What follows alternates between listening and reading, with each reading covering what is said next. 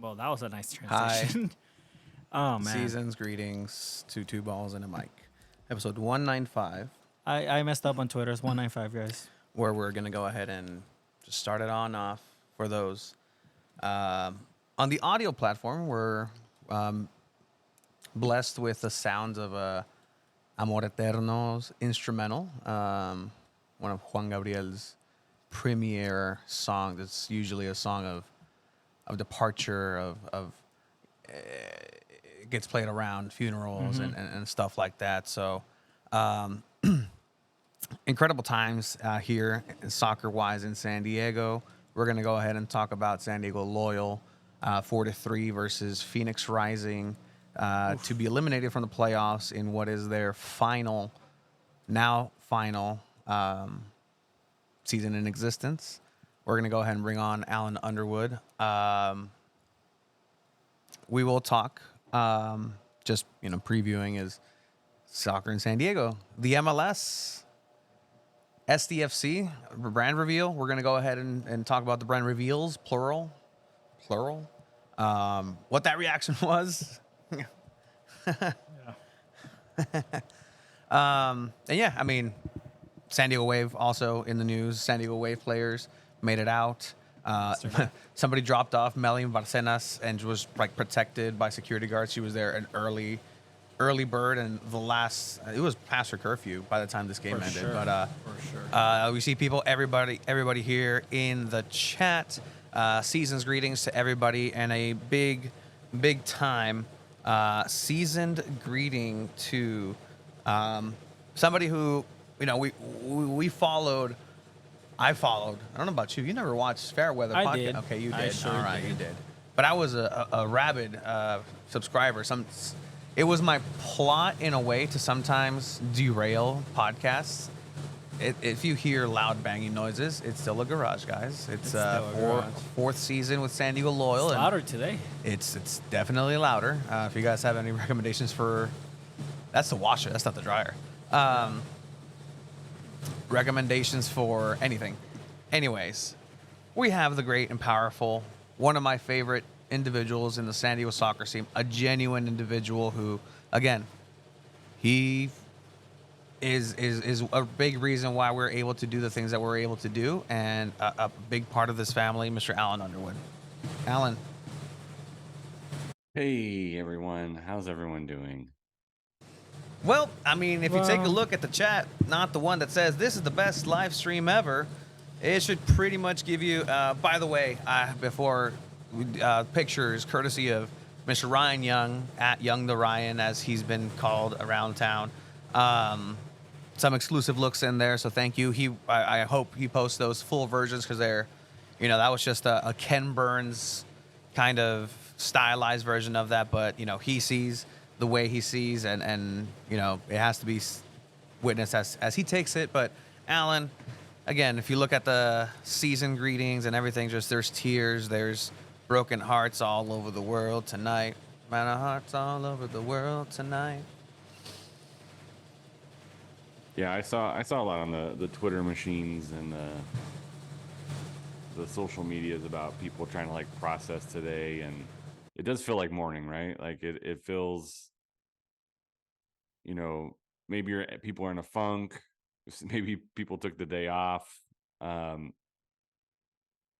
it definitely feels like anything that you've sunk a good chunk of your time and your heart and your soul into, when it ends, it's gonna be, it's gonna be hard. And that's why, I mean, after the game at the press conference, I had a hard time coming up with any questions that really felt like meaningful, or like I needed to know an answer to. Like, I'm not gonna ask Nate, hey, can you break down the third goal? And it's like, to me, it was just like watching everything and taking it all in. And like that to me was the important part. It was less to do with like what actually happened, because it was like gutting. Like the way it ended was gutting. Like it wasn't like you watched them. I mean, they were behind a lot of, like, a good chunk of the second half, but it's not like you were behind for the second half and you couldn't get the goal. It was like it was San Diego sports, where it was as close as you can possibly get it, and just not quite over the line. Yeah, I think today I felt very much like everyone else feels, sad and melancholy and in a state of mourning almost. Yeah, I think everyone woke up just with the same feeling, right? Damn, that shit really fucking happened yesterday. I mean, it was I don't know. There was something in the air where stars align, and it's a very very good reminder of why you really like this game, this sport. It's for a lot of these reasons, and it's not just. It's not. It's never going to. You can add technology. You can add whatever you want, but at the end of the day, like, this is what makes this sport as special as it is. San Diego Loyal really built something unique, I think, and we'll get into it a little bit later with MLS. I think if that team wants to capture the essence of soccer in San Diego, you have the blueprint, and it was successful. The team that loved it through and through. People moved away. People who weren't even here. I mean, Sean Kelly is literally halfway around the world at all times, following F1, coming home to the States, at least, for the USGP. Hamilton and Leclerc got disqualified, guys. Can we believe that? I'm just thinking of what we're going to cover once Loyal's done, because, I mean, there's a whole chunk of a lot of things in people's hearts, people's schedules, people's anything. And that's, just to talk about the scope of what something like this means, right? Like, a win could have meant an extra paycheck for somebody, including the players, right? There was real stakes, and the pressure was on, and it seemed like everything was heading in a direction where it was going to be dramatic either way. I think, the results across the USL were unnerving, just because it was a 1-0. There was some some stuff, some USL stuff that we will surely miss. But what did you think, Alan, coming into this game, right? Obviously, it's do or die. Yeah, I mean, I think a lot of people after Vegas felt very much like, of course, it's Phoenix. I think I was pretty nervous going into the game the day of, a little anxious, only because of what had transpired the day before, where there was some pretty shocking upsets, and it just reminds you that playoff soccer is kind of fucked, and it's, we've seen games where the best team doesn't win. We've seen games where, you get a draw, and that's probably fair. And you've seen games where you try really, really hard and the goal never comes, right? And so playoff soccer is one of the cruelest things. It's not like, some of the other major sports where you get, multiple games where if things don't go quite the way you want it to go, there's still a couple more to go. Yeah. Like hockey, right? You get 7 games. So if one's a tough one, it's like, cool, that's one. We can put it behind us and go back out and try it again. But playoff soccer is rough. And I think going into it, I was anxious about the outcome because Phoenix is a good team. They're offensive. They're going to score goals. San Diego is not the most stoutest defensive team. So, you're going to give up goals. And so you just have to hope and that you score more than Phoenix does. And so that was the worry ahead of time. Like, I think we talked about it prior to the game that, it's kind of a crapshoot when you get to the playoffs, and you feel good and confident that your team's playing as well as they can, and they were, and Phoenix wasn't. But, streaks are only good as your next game. I mean, I went in and I went straight to the parking lot when I got there, and I was talking to, Duffy and Travis and other people, and everyone had the same mindset where it's not going to be the last game. It just can't be the last one, and everyone was nervous, but had hope that there will be another game, it'd be a road trip to OC, and then from there take it, see what happens. But I mean, it was just emotional for sure, and I mean, definitely the way it ended is just not the way you wanted it. But I mean, other than that, like what this team built, Shit. My bad, guys. what this team has Again, built, sadness. what this team has done for the community. It's just sad. I woke up and I was still sad. I think that's a lot of the sentiment around, just keeping an eye on people on social media. And yeah, I mean, I know in the chat right now, Andrew said, yeah, it's like, people are legit mourning. It's a giant part of people's lives. Like, if people went through this with the Chargers, this is a little bit different because it was so organic. It was meant to do what it was supposed to do. And I think Loyal has served its purpose in ushering soccer in San Diego. So that's why, like, San Diego Loyal died, so soccer in San Diego can live another day. That's literally what it is, right? Yeah, and the thing is, nothing else is gonna be the same. Obviously, it just felt so intimate, where fans knew the owner, fans knew the players actually knew fans. That's not gonna happen in any other team, man. It sure doesn't happen with San Diego Wave either, and it's not gonna happen with the other team either that we're gonna talk to about later. But it's very intimate. That's the one word I would use to describe everything. Injury update. Andrew Vasiliadis did sustain a minor cut on the shin part of his leg while jumping over the advertising, and He almost ate it. just that would have been terrible. Workers' But comp. he does not get worker. I don't know. Does he work? I don't know. Does he pay himself workers' comp? I just relax now. But yeah, I mean, that's kind of the players looked focused as well. Overall, we had the reminders of what Oakland Roots game was and how that went in playoffs. And I think the team seemed a little bit more volatile going into those playoffs, if that makes any sense. Where this team seemed to have it figured out. They had their play style. They had been successful. They're playoff ready. They had a pretty grueling game at home against Oakland Roots where they were really successful, and they had to win. It felt like a playoff atmosphere. So you really felt like Loyal was ready to go against Phoenix Rising, who, I mean, again, storyline wise, oh my God, like, it just made too much sense. And Alan, I mean, there's no jinxes here. There's nothing like that. Phoenix, as you mentioned, was the team that did exactly what?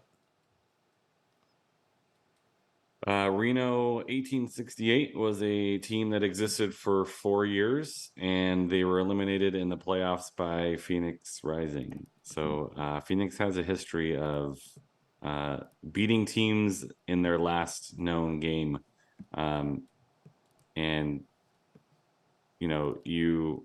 there was a couple other things that the guy from Phoenix told me before the game, that I think one of the officials was an official during that match. And Phoenix has yet to lose a playoff match with one of the other guys on the pitch, I think. So there was some ominous signs right at the very beginning that things were going to be tougher than they maybe appeared on paper. But, watching the guys come on the pitch, I thought they looked ready. The crowd was boiling over at times, but I never thought the team looked like they were going to lose it. Mm-hmm. Like they did in the past. They thought, they looked confident. They looked put together. I felt, again, as the game got closer, I felt better about it. But again, with Phoenix, I mean, they have a really good pedigree. Their coach was there as the assistant coach when they were doing amazing things. And again, playoff soccer is what it is. It's, you can't look past one team, right? You had Detroit beating Pittsburgh, and it was only Pittsburgh's second loss at home in the entire season to a team that scored like 4.5 goals this year. But you look at the team and they look ready, right? They look like they're ready to take care of business with a really strong side and a good bench that, you know, if Phoenix did some damage, you knew you can bring guys in to mix it up. And, you know, I think you feel good when the game starts. Yeah, so that lineup being obviously in the back, Coque Vegas, Stoneman, Riley, Guzman, Bodley, Corona, Capitan Charlie Adams, Colin Martin, Perez, Conway, Ronaldo, and on that bench you're talking about it, right? So you have Guido, you had Michael Shalaka, Faree, Nick Moon, Toomey, and your favorite player, Morgan Hackworth. My boy. Morgan My boy Hackworth. Hackworth. I'll talk about that Jersey in a little bit. But yeah, so buzz cut, Evan Conway came back, transporter, Evan Conway. And again, everybody seemed to be laser focused. And that's why I think it was such a shock to the system where even Nate post match, just he looked unwell. Just did not like talk about out of body experiences. I think everybody experienced a couple of those, you know, throughout that night. And, you know, just seeing Nate having to talk after literally your club folded this match, this one game, that's it. Again, it's people say it's just a game, but it's really not, and there's more to it. But during the game, at least, you know, that's where you had to get it done. And man, when I say like goosebumps, it's the only way that a lot of this match ended up going, right? It started the best possible way that it could have started. We got a great ball into Ronaldo Damas, 4th minute, 5th minute, como quieras, Alan. It's the perfect start. Yeah. It really is. Fires up the crowd. Everyone's cheering. Everyone's happy. And you're really thinking, oh, man, okay, this may not be the most stressful match we're going to play. And it's, like I said, it's Joe Corona. First half, Joe Corona is so much better than second half, Joe Corona. And unfortunately, it's the edge. It's the H, I mean.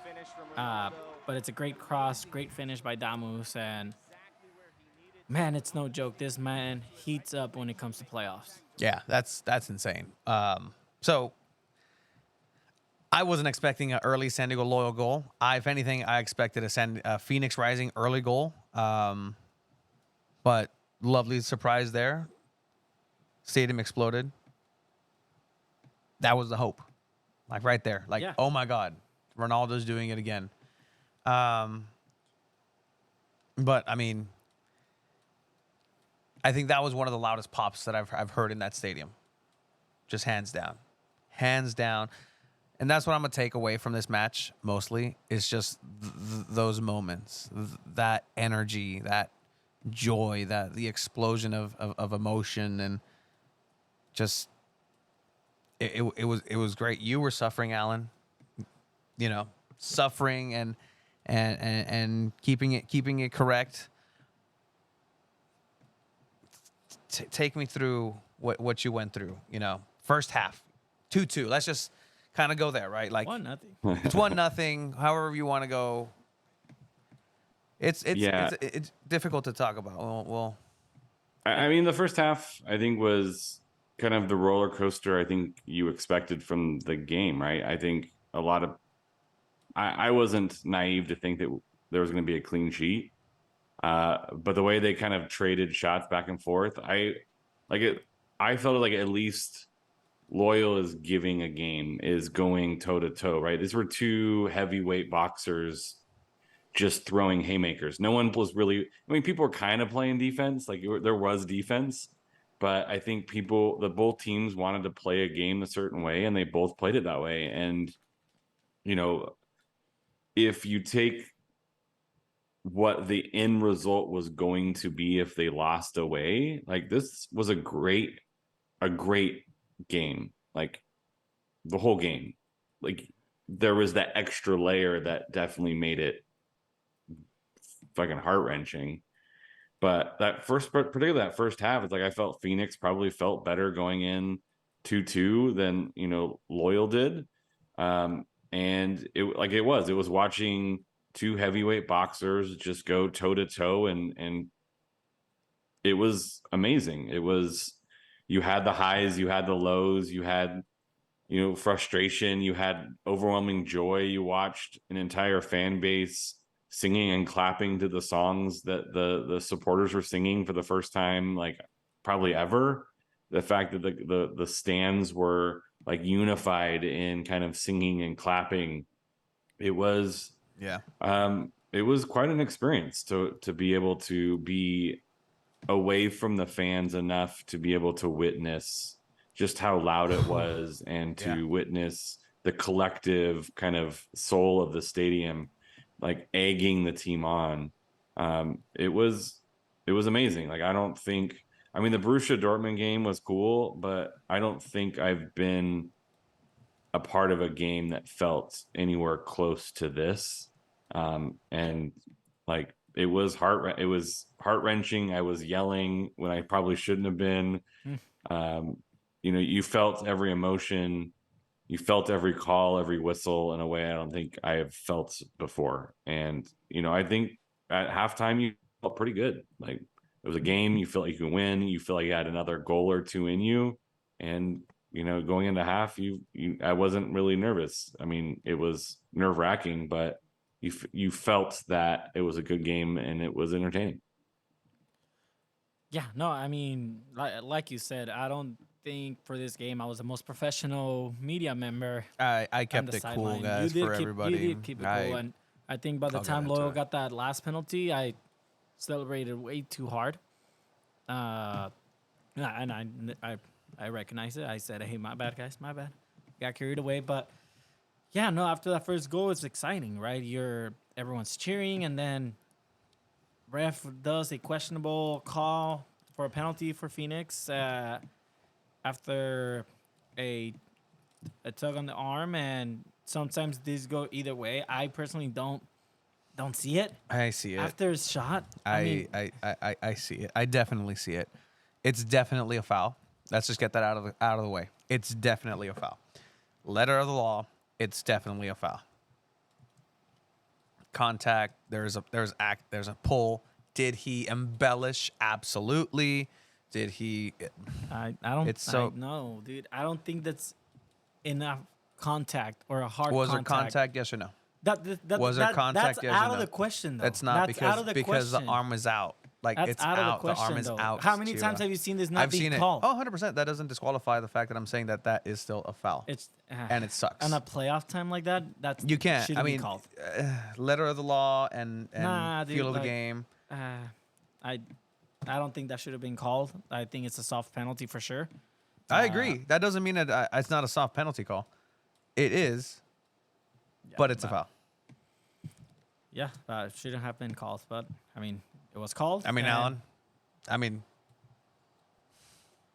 Well, the referee called it a penalty, so it's a penalty. I love Yeah. how you're just through and through. You're as honest as you've always been. As that's it's unfortunate. It's unfortunate. I'm not happy about it. No, I know, but I'm just saying it was a soft penalty, and I know I you agree, agree, and 100%. I keep saying it shouldn't have been called, but Guaranteed, foul. had that same play happened on the other side at that time for Loyal, I don't that think- would not have been I called. don't. It will have. It, And yes, I that's- agree. It would have that's- not been called. That's kind of how the topsy-turvy nature of this refereeing was. Penalty goes in, tie game. All right, you know what? At this point, Phoenix was playing very measured, calculated.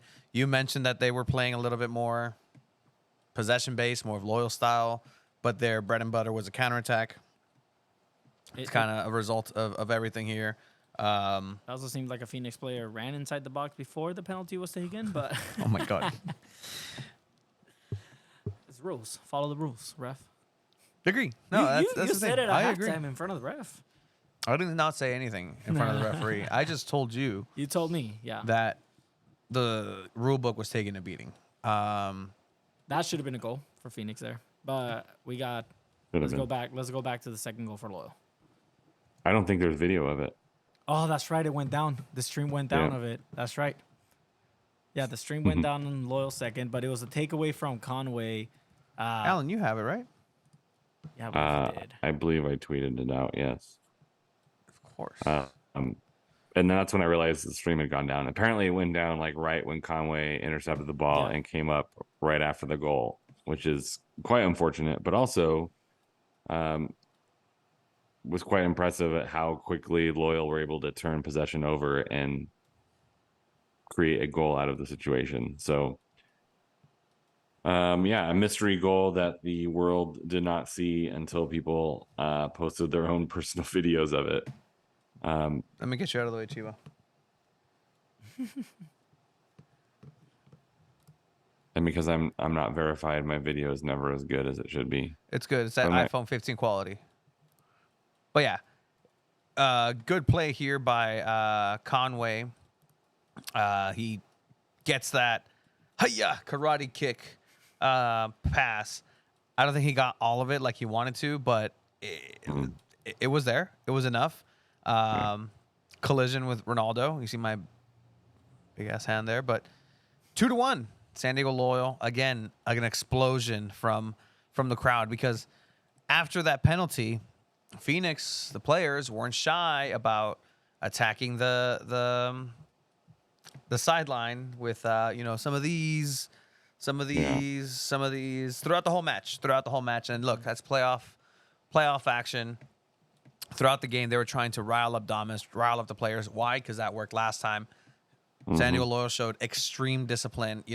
Ronaldo kind of pushed it here and there, but the players who had been here last year and have been here understood the assignment in that sense of we're going to play intense. And talk about intense. Colin Martin. Oh, The shift this man put in. Ronaldo gets the credit for the hat trick.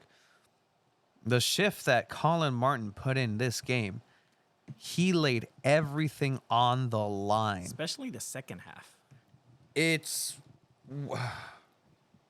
Yeah. the intensity, the just will and determination to put everything into a game. It goes beyond. I mean, not just him. Everybody on the team. This game went 120 some minutes. It just can't be understated how well this team did this community and this fan base proud. Like that's just what kind of stands out, right? The crowd did their part. When they go down, they tie up, never let up. And then just, in terms of what ended up happening next was, just unfortunate, man. It's one of those things that it happens in soccer. It happens sometimes at the worst times. This being one of the worst times. Yeah, it's the worst, just conceding a goal before half. And who else to score, right? Freaking Danny Trejo. So this ball goes right in between 6 pairs of legs, just If a I'm being, forest of legs. if I'm being honest, this is a classic Loyal conceding a goal. It sums up the defensive efforts. I don't like that they put that on the big screen. I love it. I love a good goalkeeper talking shit to his center back. You should love that too. But not on the big screen. But Alan, you were saying you go into halftime and you still kind of feel good about it, right? You're like, okay, it's 2-2. We're still scoring. It's back and forth. I was running up to go buy pizza for you and Ryan because we were all hungry. Ryan hadn't eaten all day. And I was like, let me go get some slices of pizza. By the time I was going up the stairs, boom, second goal goes in. Yeah, it was. I mean, we had a pretty unique vantage point on the ball that Harvey played through, in that it, like, Tony immediately commented, "Wow, what a great ball!" Like, he put it, and it looked like Stoneman lost track of where the ball was because it was like curving in a way that maybe didn't pick it up, and so he puts it through, and it's a great ball, great weight. Yeah. And I think Stoneman loses it a little bit. There's definitely a miscommunication between him and Koke. Maybe Stoneman thought Koke was coming out to get it, and I think Koke could have gotten there. Yeah. But it's like just outside of the box, and so Koke can't come all the way out. And so, yeah, it does feel very much like we've seen this episode before. You know, Kyle Adams had a moment, Stoneman's had a moment like this in the past where there's just a miscommunication, and you know, unfortunately, it costs, and that's kind of, you know, what we talk about in these playoff games is one little or two little mental mistakes that's the difference between winning and losing. And at this point, you're not losing and you're not winning, so you're going in at halftime essentially a 0-0. Like, right, you had your 2 goals, they had their 2 goals, you're exactly where you started at the beginning of the first half. And so, like, all right, like, it's not ideal. It's probably Phoenix is probably feeling much better about it than Loyal is, but you're still, even if everything stays the same, you're getting extra time. And yeah. The game wasn't, and this again will come up later in the match, but it's not like the game was 1-0. Right. It's not like this one mistake costs the entire match. It's a Right. It's a collective of misjudgments. It's a collective of situations. As soon as that ball got passed, the trajectory, it floated inwards, and it was beautifully weighted. Had Stoneman just turned around, stopped and turned around, he would have collected it. But he's running. He knows Koke is usually far off, so he doesn't want to make sure he's colliding with him. Koke, I don't know what was said. I don't know if he said leave it. It landed in a very awkward spot. It was just a perfect storm. And, you know, it happens. Shit happens. And unfortunately, that's one of the times where, well, it goes the other way as well. It always, sometimes it goes the other way. It's a pendulum, and unfortunately, it swung this way. And boom, 2-2, halftime. You know, looking at it, it's like, well, this could be the last 45 minutes, which ended up not being the last 45 minutes because there was another 30 minutes of life for San Diego Loyal. But going into it, the only kind of notion that I thought was, keep it cool, guys. Keep it cool. Everything's going to be fine. Tell Ronaldo Damas to relax a little bit. And technique and teamwork will prevail. Love will prevail.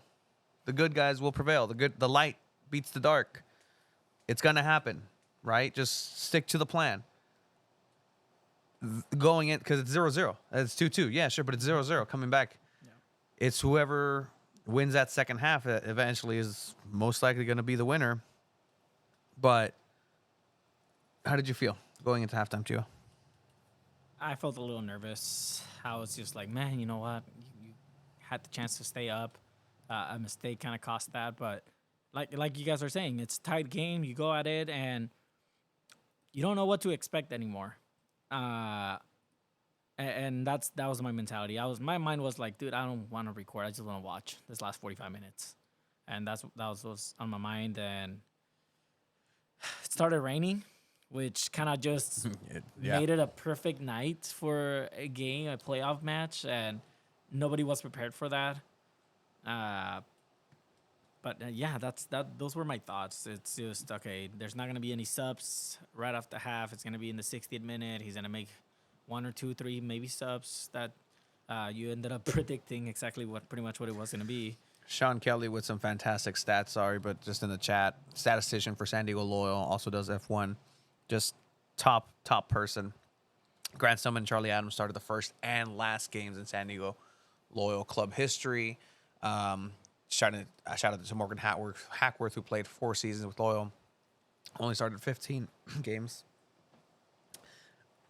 That's my dog, yeah. Hackworth. Let me find it real quick. 'Cause I was already... Shout out to Morgan Hackworth, who played all 4 seasons with Loyal, but only started 15 games. He made 56 appearances as a sub with Loyal, and exactly half of those were for less than 10 minutes. Definition of a rotational player. Oh my God. But yes.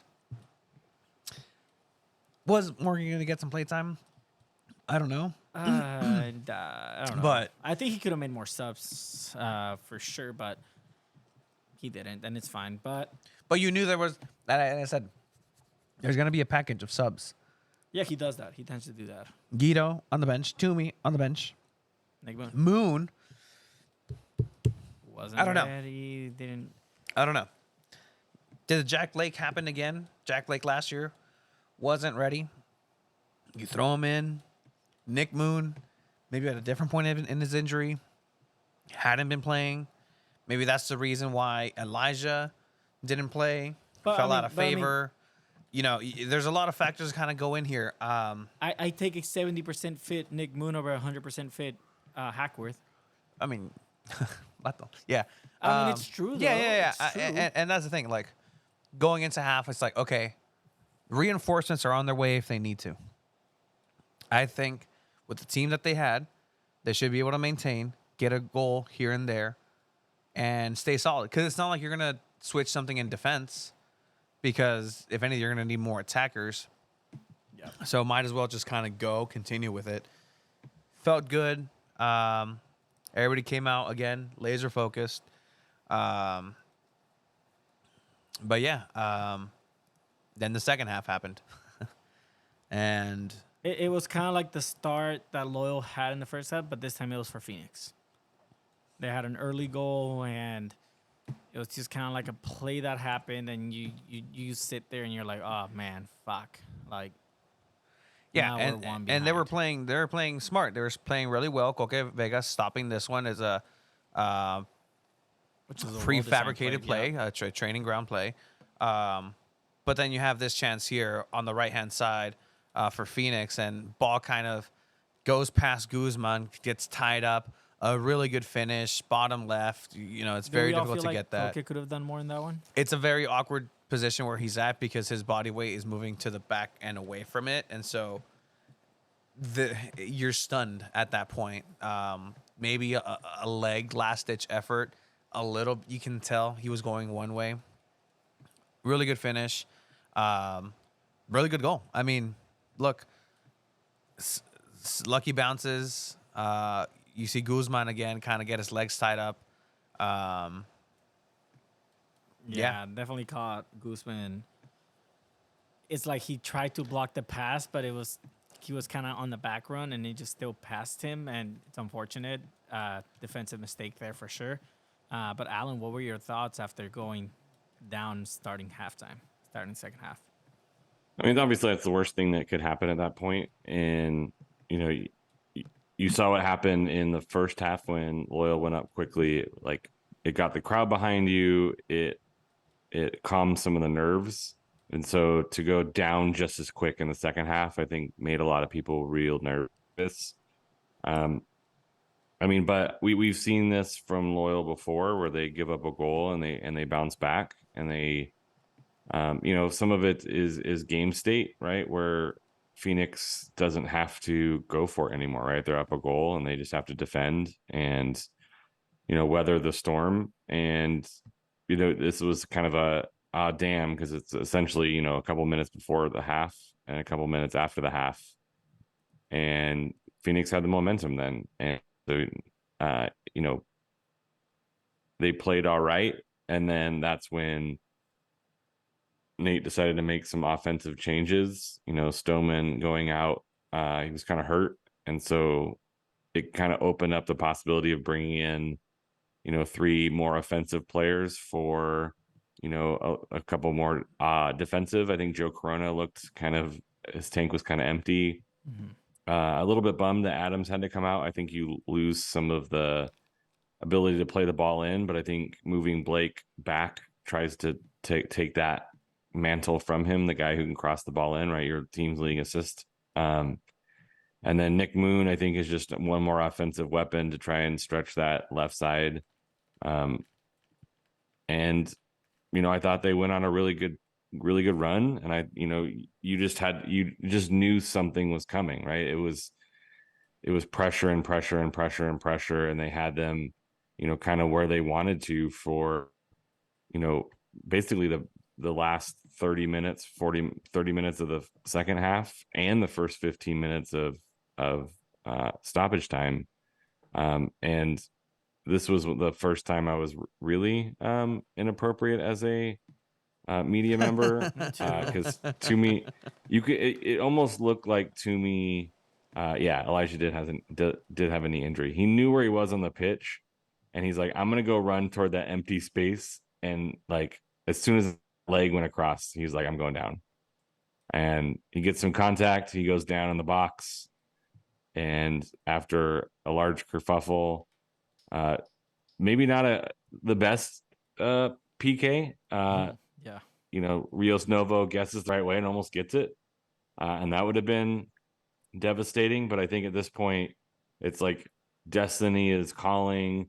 The crowd is super amped up, and you pushed him to extra time, which at 10 minutes earlier you didn't think you were going to get. And so you got 30 more minutes of probably one of the best USL games this season. I think definitely the subs.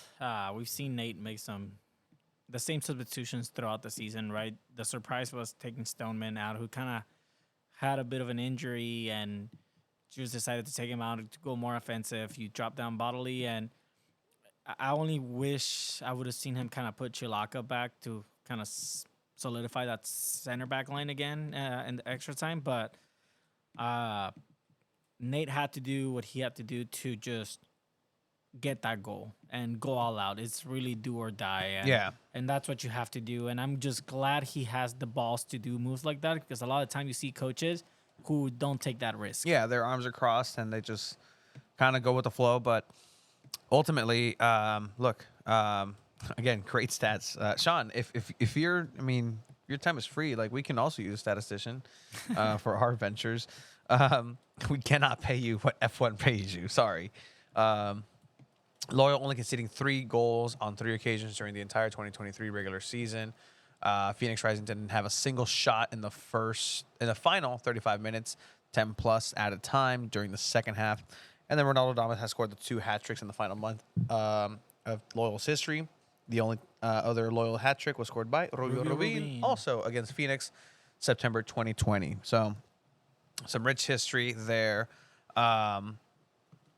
Clearly, I guess, man, again, if this wasn't if it wasn't a cruel sport, cool. Just everybody ties, coin flip, let's go home. Mm-hmm. But no, extra time. 3 emotional pops, and that one was probably the most visceral, from the gut, from the soul, just pop that the crowd has given Loyal ever. That meant everything. Spot Weston just threw everything out the window and said, you know what? I'm going to enjoy this. I'm going to be here. Everybody was there. I don't know. It was a special sight to behold when this goal went in, because again, you don't get that to live that in life in general. A lot of times, just being able to experience something like that, and at that moment, I was happy with whatever happened. Like, obviously, it would have been better had Loyal won this match, but just the emotional roller coaster of crescendo after crescendo, and just it was perfect. Like, it was perfect. The only thing, just win this game, go into extra time, win it. It's possible. Don't make a mistake. That's all you have to do. Don't make a mistake. Be offensive, and it seemed like it was there. what your nerves were on. You were on pins and needles, Alan. Everybody down there was in pins and needles. The San Diego Wave players were on pins and needles. Shannon Mack was down there in her low brim hat, like she was game time Shannon. What was it like for you, Alan? Extra time. My second least favorite thing in all of soccer is extra time. I mean, there's no golden goal, but I mean, I think fans of San Diego soccer have seen the pain of extra time soccer and how gut wrenching that can be. And you were nervous, you were anxious, but again, that first 15 minutes, I think you felt that San Diego had it, right? You felt Phoenix was rattled. You had them where you wanted them, and that all you needed to do was put a nice shot on target and you were going to get a goal. And they never, like, they had that moment. And so you just felt like they were rattled, that you were going to get something, that you were going to get a look that was going to lead to a goal. Someone was going to come out with something amazing. But you know, the longer it went, the more concerned you got, because I mean, both teams looked just absolutely exhausted. Yeah. And everyone's running on empty. You know, Phoenix, I mean, essentially Phoenix did what they do best on this counterattack, and maybe a deflected ball, but you know, I think I fell backwards at that point because it was just like that was it. Like you did. Yeah, there's a minute left, but really in soccer world, you know, that's not enough time. And you know, a really well placed shot, and you were, you know, a minute and a half away from going to penalty kicks, which is a crapshoot anyway, right? There's nothing that guarantees that if you go to PKs that the same thing doesn't happen, right? So, you know, soccer is a cruel sport, and we've learned that over the past 4 years of being loyal fans. You know, the Sockers have had their share of heartbreak in the playoffs too, and you know, sometimes the team that you feel deserves to win doesn't.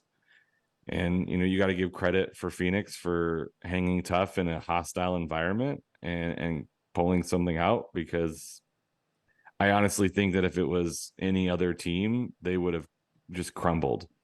But I think Phoenix like knew what they were getting themselves into, and, you know, credit to them for giving it all. And I think, you know, ultimately San Diego gave the best game that they could possibly give, and they just came up a little bit short. And you know, the silver lining is people got to say goodbye. People got to have those moments with the team, because if you go on the road and you lose on the road, you're heartbroken, and you don't get to say thank you one more time. And so you know, there's a little bit of a silver lining there, but yeah, at that point, just gutted. Like I said earlier, like the press conference, I'm like, what do I ask? It just doesn't seem important right now. Like nothing I could ask Nate or Charlie or Landon or any of those folks. Like nothing really felt like I needed to ask. It just, like, what was I going to ask? Like, how does this feel? It feels shitty, right? Like, take me through the game. We played pretty well. We played the game we wanted to play. You know, play that game 10 times, you're probably winning 7 or 8 of them. This just happened to be the one time you didn't, and that's soccer. Yeah. To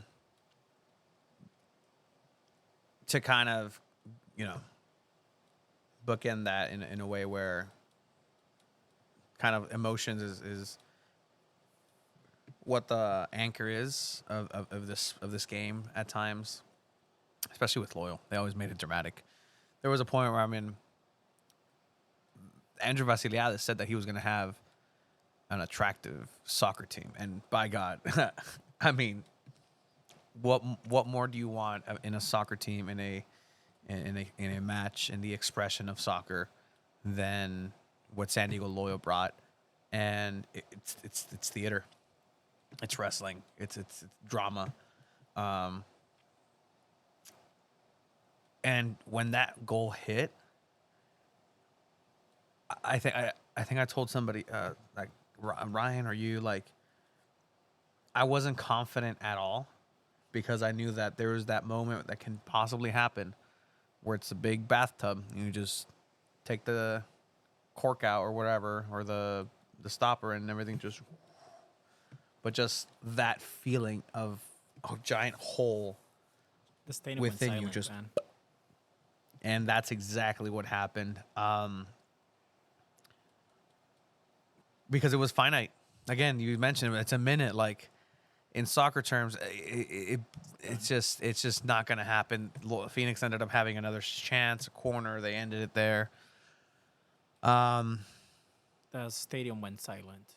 It was kind of like a Players falling to the floor immediately, just knowing what it means, just knowing, just everything, just boom, is that's it. I was talking to someone that worked there, and it's like, if they win, we get to go to work tomorrow. If they don't, we don't. We have the day off. Yeah. Yeah, and I'm pretty sure they didn't want a day off. I'm Yeah, pretty they did sure not. they for sure did not. wanted to continue. They wanted to pull through, and like, Want to start booking This buses was- to OC. this was gonna happen today, tomorrow, with the cup, without the cup. This was going to happen, right? And in wrestling, there's this thing where, with people who are retiring, their last match, right? You got to give the next generation, or you got to give somebody else a push. And it said that you always want to go out facing the lights, which means that you're with your back to the mat, you lose 1, 2, 3. This seemed very much like that, where Boots in the middle of the ring, you fought as hard as you could, you gave it your all, you had a hat trick. Mbappe lost a World Cup with a hat trick. This isn't a World Cup, but this rarely happens. So rarely that a game that was played well kind of ended up in this situation. And fantastic picture here. Coming out of local, Mr. Casey Alfred. Seguido, man. Like, in between his people, in between his own. I mean, San Diego Loyal, man. The It's beautiful a fact in the family, bro. the beautiful like- scenes were after too. Just no, we're used to seeing people leave right after a game and stuff like that. Mhm. It's felt like everybody stayed. Everybody stayed. Everybody stayed Everybody for one stayed. last San Diego We Are, and it was emotional, and I don't know, man. There was tears everywhere, and like this video says it all too. Like, Just everybody coming out.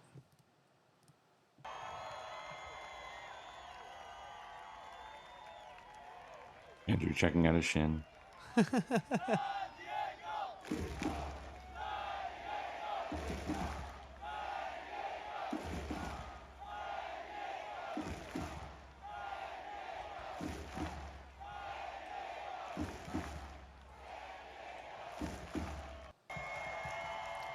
Video courtesy of the great Shannon Mack, foot golf partner. foot golf legend, World Cup winner. It's sad, man. It's It really is. It sad. really is. And look, besides anything else, like, just the incredible legacy that this team has left, will leave, on and off the field. We can. There's not much else to analyze game wise. I mean, I don't even feel like we feel apt for it. and it came through many avenues where people are upset for many reasons. This is the state of U.S. soccer. This is a reality that these teams live. There's a debate of like, well, Manchester has this many teams, London has this many teams. Why can't San Diego have this many? Like, sure, just the model doesn't allow for that. Unfortunately, the infrastructure is not there. It's much deeper. It's much more, intricate than anything. But just again, seeing everybody and how much they care for the players, how much the players care for being here, for performing. It was honestly one of the toughest just outings that I've ever been a part of. And once that final whistle hit, it's like, wow, like it's here now. Like the future is here now, and people didn't want it to be. Especially to Phoenix. Fuck. Like, damn Yeah. it. I mean, Phoenix. it took us a while to get the press conference going, and we all knew we were gonna be there a while, and when it came, it just, like you said, Alan, everyone was wondering what the fuck do we even ask at this point, right? Yeah, I was, hey, just take us through the emotions and take us through what it means to do one last San Diego We Are. Nate did share that, the 4 years they were able to give the fans a team that performed at the top level and was at the top of the table for majority of the seasons. They just couldn't get a playoff run going, and that's what they wanted to do, and that's something that they could not give the fans, and that's something that he was very sorry for. Just not being able to provide a solid and a good playoff run in any season.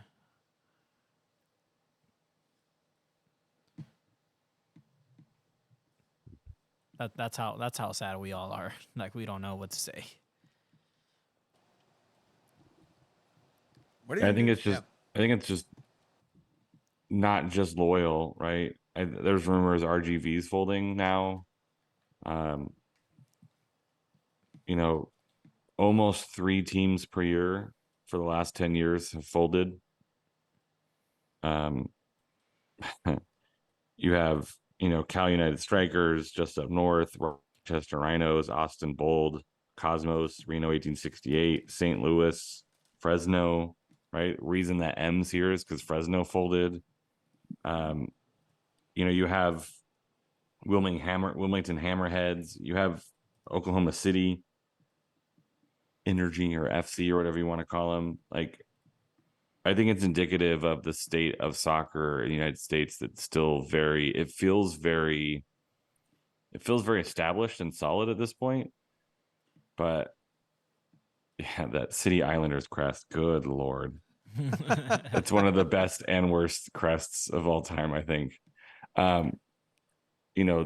Lansing Ignite, right, where half the team came from, they've been through this already, right? A team disappearing. I think it's just indicative of how unstable it really is, right? We're kidding ourselves if we think that soccer is an established ecosystem in the United States. It's a reminder for other fans that nothing is permanent. I think it's also, shows how much money is influential in U.S. soccer still. And I know, depending on how you feel about the new MLS team, at least they're talking about trying to address some of that while also playing $8 million quadrillion to exist. But like, money talks in soccer these days still, and it's from all the way down to the youth academies, right? There are groups of players who can't afford to play on the academy teams, and so we're losing out on talent. We're forcing people out because they can't afford it, and it happens to a club, and it's very visible, but it happens to a person who might be living on your street. who gets forced out because they can't afford the thousands of dollars it takes to play club soccer. And so I think it's just part of the ecosystem of American soccer that we need to continue to highlight and to call out for the crap that it is, and for how it makes fans of the sport and players of the sport feel that they don't feel like they have a consistent access, and they don't feel like they can build a community around a team or around a sport, that it's all about money. And so we just need to be vocal about it and how it feels and what we've experienced, and make sure we take this experience and kind of learn from it.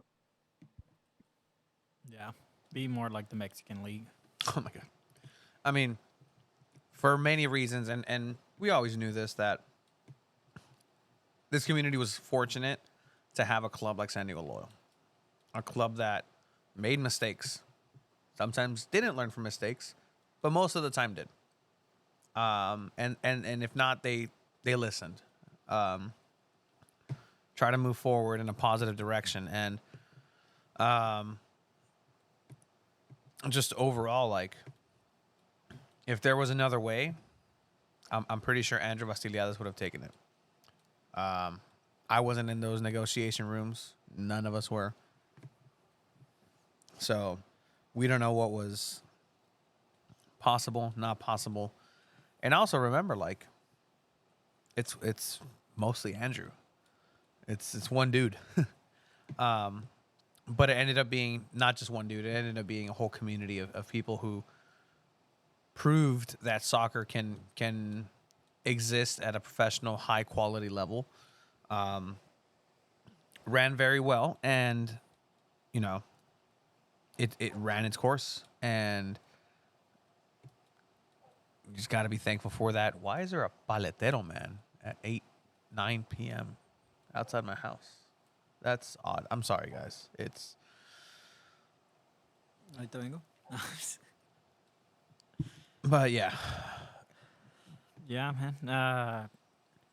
we'll have audio, we'll have sound from that final match. But yeah, I mean, MLS versus USL, not even versus anymore. It's just, it is what it is. Is this the end of our loyal coverage? Is there more to come for us? I mean, look, from we us? have a member of Team One coming in that hasn't come on. He said he would once the season ended. So we'll have that on a little later, and I'll just say who it is. It's Coach Beto. Like, and that's one of those people who People love. press conference was going on. I asked my question and I left because I wanted to make sure, like, I said hi to those people and just gave them a hug. Coach Beto being one of them, who was openly emotional and incredibly vulnerable at that time, where this man, who is as local as it gets, was having to pick up the pieces because it's his job to literally pick up the pieces, pick up after. But as he said, he just wanted to soak it all in, and just looking towards his field and all the work that he put on there, setting up and being as part of the team as anybody else. And you know, I just gave him that hug and said, thank you, mijo, and thank you to Coach Beto, and thank you to everybody. You know, Paulina, the trainer, with the staff. Always, somebody goes down, boom, that's who you see there.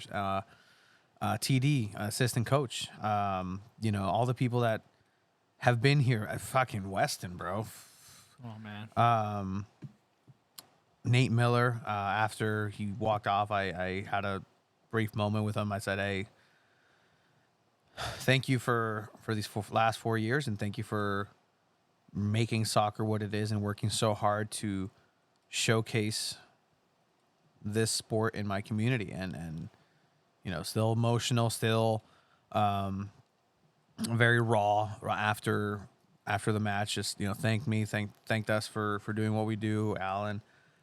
We all shared a moment with Andrew Vastiliades after, and you know, again, just to share just a little bit, but not all, but just kind of thanking us for being there. Like I said, You guys are there since day one, and it's true. I did like that he recognized that, like, look, you, Alan, you, Chiva, myself, we have lives outside of this.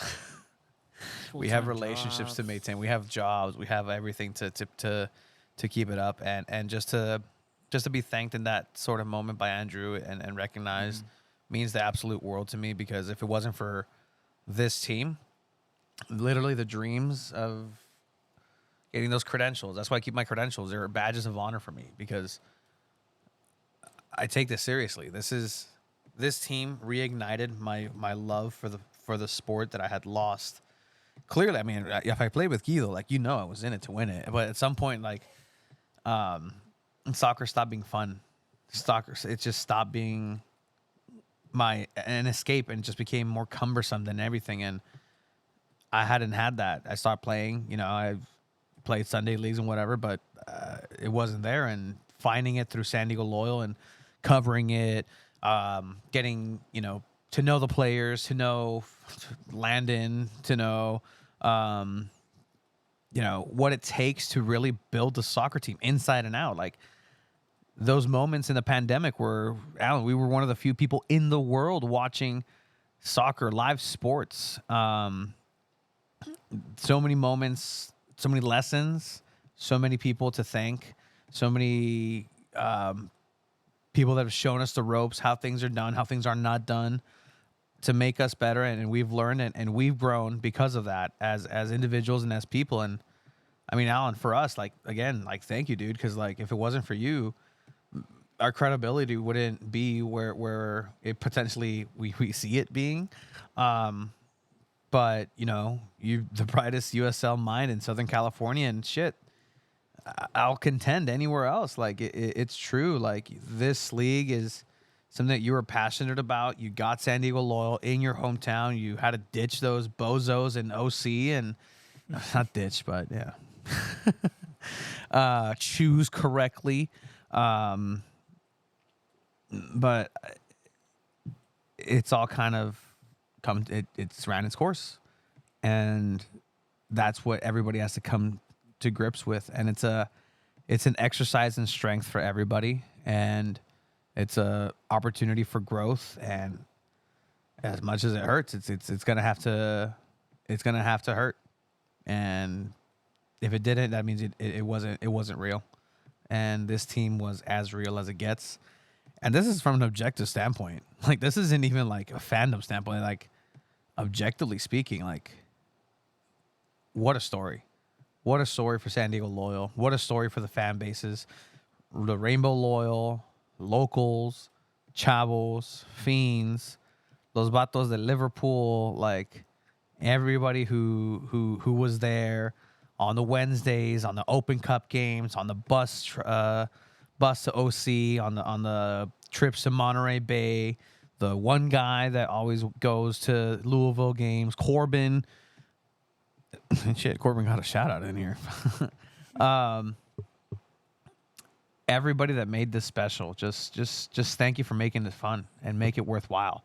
If it wasn't fun, I would have stopped doing this a long time ago. And that's something that I myself am contending with as far as this next chapter of Two Balls and a Mic and coverage goes in soccer in San Diego. Like, am I really going to want to do this again? Is it worthwhile? Am I intrigued? Am I being spoken to? Am I being seen as a individual in the soccer sphere that makes me want to do the coverage? Hopefully. San Diego Wave, we'll see. SDFC, we'll see. But as for San Diego Loyal, I mean, it's never going to be the same. There's never going to be anything like it, and I'm just glad it happened. Sorry, I talked a lot. No, thank you, man. I can't follow up with that. So, Alan, what do you think, bud? I mean, let it out. Let it out. I mean, I think what you're voicing is what I think a lot of people feel like the team literally created a community that did not exist prior to their existence. You had like these fragmented communities, whether it was Bridge Barcata or, the folks that showed up originally to soccer's the deep end, right? You have the European soccer folks, and then you have folks that just weren't ever involved in any type of sporting event. Coming out and being part of one community was pretty darn impressive, and it was fun to be a part of that community. And Chief and I were walking out of the stadium, and someone stopped us and was like, "Man, pandemic was rough, but it was like you guys who got us through." And to be frank, like, talking about this team was some of the brightest spots in the pandemic, because it was escapism, right? It was something to do and something to take your mind off of being stuck in your house forever. And there's so many great moments that won't go away, right? Like interviewing Alexis from the Cooligans, right? Like that was a super fun interview, like getting and chatting with Jeff Ruder for a bunch. And just the people I met, not just in San Diego, but across the league, like, has been some of the most enjoyable interactions, pleasant interactions. I guess not always pleasant interactions, but mostly like just really good, uplifting community things, beach cleanups. The fact that we had a watch party at one of the only lesbian bars in existence at Gossip Grill. Like, those are the things that I'm hoping see continue to be embraced by sporting clubs in the city. I think both of the one that remains and the one that has yet to exist have a lot to learn from that being visible across a large spectrum of people to bring a community together that didn't exist before. And I'm hopeful, I'm cautiously optimistic that the folks who leave Loyal, who end up at one of those two teams, are going to bring a piece of Loyal with them. And I think, for Wave, they're here right now, so let's see what they do with the other club. This is what I told Nate, was like, "Hey, are you going to be able to support the MLS club?" And I said, 2 years is a long time. Like, I don't know right now. Like, it's too new. I don't know. And I think that's, what a lot of people, I shouldn't say a lot of people, I think what some people feel is that maybe they're not ready to get into that next relationship yet, right? Like, you just broke up with this thing that gave you so much over such a long period of time. It gave us long-haired Charlie. And Big I Chiva. think Sorry. I think for some people it's like a breakup, and they're not ready to move on yet. And some people are, and great, and some people are supporting it because it's San Diego, and fine too. But I think, I'm in the camp of it's too soon to tell. I'm going to a Wave game because it's playoffs and it's soccer and it's the community, and I want to be there for that. But as far as like long term, I don't know. And I hope that the staff people all end up in good places, and it seems like a lot of them have things kind of lined up, and that's hopeful. It seems like a lot of players probably have some interests, and so maybe next year is I'm just a fan of every team that a Loyal player ends up on. And in some instances, you're already, right? You're rooting for Jack Blake in Indianapolis. You're rooting for even Trey Muse and Augie Williams. Like, you see these guys playing on different teams, and you want them to be successful, because it's not like you hold a grudge against them. You want to see them do well, like CJ Fodry winning MLS 2. Like the championship. And so I think that's where I'm going to be next year, is just kind of a fan of wherever these guys end up. Like, we've invested so much into this community, and it's like, we talked about graduation. Now they're graduated, and so they're all going off to these different places maybe all over the world. And now you get to follow them while you have a little bit of empty nest. So I guess in this metaphor, I'm a parent, and they're the kids graduating high school and going off to college or a career or whatever. Yeah, I mean, you should be used to this, right? Like we we work in education. Like this is something Yeah. that's par for the Kids course, promoting, right? Like graduating. it felt like a high school.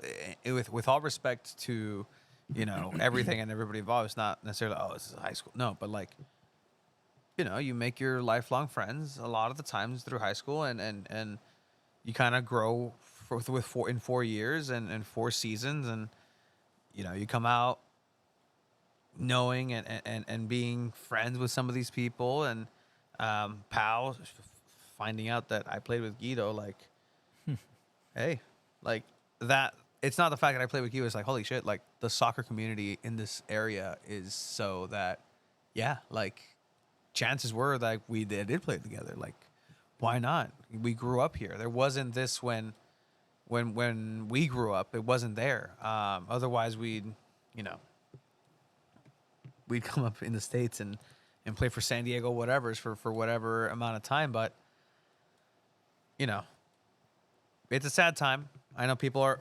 upset. I mean, people want to chime in, like, we'll play some voicemails towards the end of the episode. But, yeah, Coach Beto's great.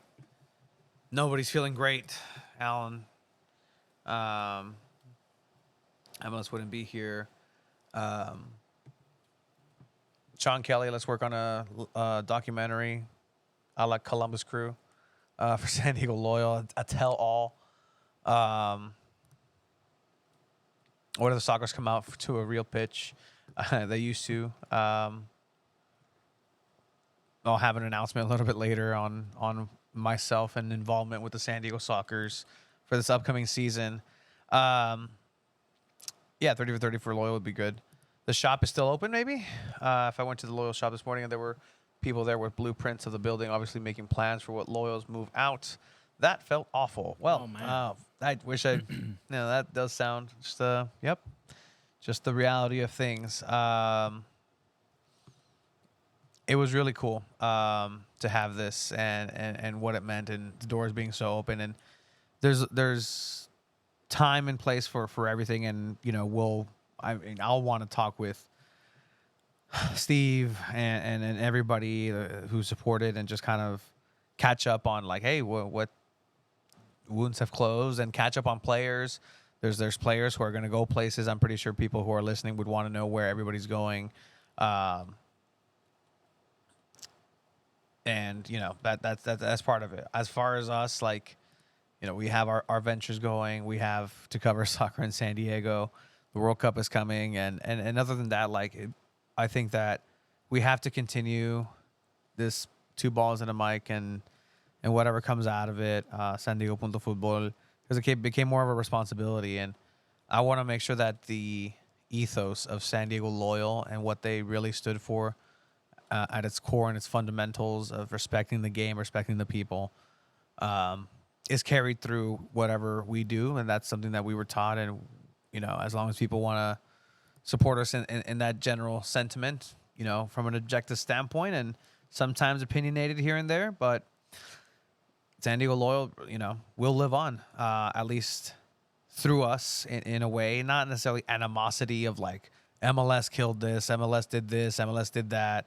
There are realities to this world, and that's kind of how I feel about it. And that's unfortunately kind of what I felt, is just, yeah, there's no emotion to be had. If you have emotion, then the worst is going to happen anyway. So why care? But it's sometimes you just can't help it.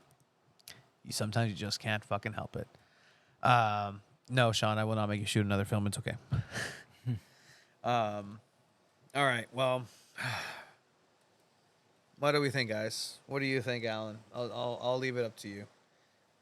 You just want to chill and get sadder and just keep digging the ditch, or, I mean, No, I think you got some stuff that you guys went to that might be a little bit happier and future looking, futuristic. Yeah. futuristic, heavy metal, if you will.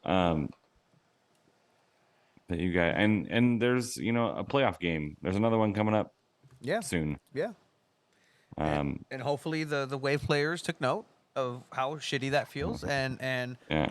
you know, do their darndest to make sure, like, hey, Casey Stoney was there. Yeah. Like, it was a real celebration of soccer in San Diego. Like, Yeah. you know, it was really cool seeing people who were there from the beginning. Because of Loyal, they use that as a platform to move into bigger things. And it wouldn't have happened without this team. So it's going to be on everybody to make sure that that spirit never dies, because, you know, it was more than a club. Mescom Equipe, or whatever the fuck Barcelona says. Alan, I don't know, man. How are you going to be okay with this? How is it? What's your process? I am just yet another USL show host who has had their city's team disappear. If I can remember, of all of the kind of 2.0 and this most recent one, well, the old school USL show, I don't think any of those teams exist except Sacramento, where USL Pony lives. The rest of them, Phil Grooms in St. Louis. You had Evan Villela in with his Bethlehem Steel. Ryan with his Wilmington Hammerheads. So just a long list of folks who have felt this pain and have continued to appreciate and give back to the league. And, you know, it's back to the two closest teams are Orange County and Phoenix. And, you know, and I'm still very much invested in the league and the people in the league. And so I'll get to be a neutral again, which has its own fun to it. It's not quite the same emotional connection, but it's a little less stressful when you don't really have an investment in how a team or a game turns out. And then as far as San Diego is concerned, you know, like I said, I just got out of a relationship, and you know, we'll see what happens. Yeah. Alex here is asking what's going to happen with Landon Donovan. He said, Landon said in the press Yes. conference that they asked him about MLS, and they say, you know, if they want to talk, I can listen.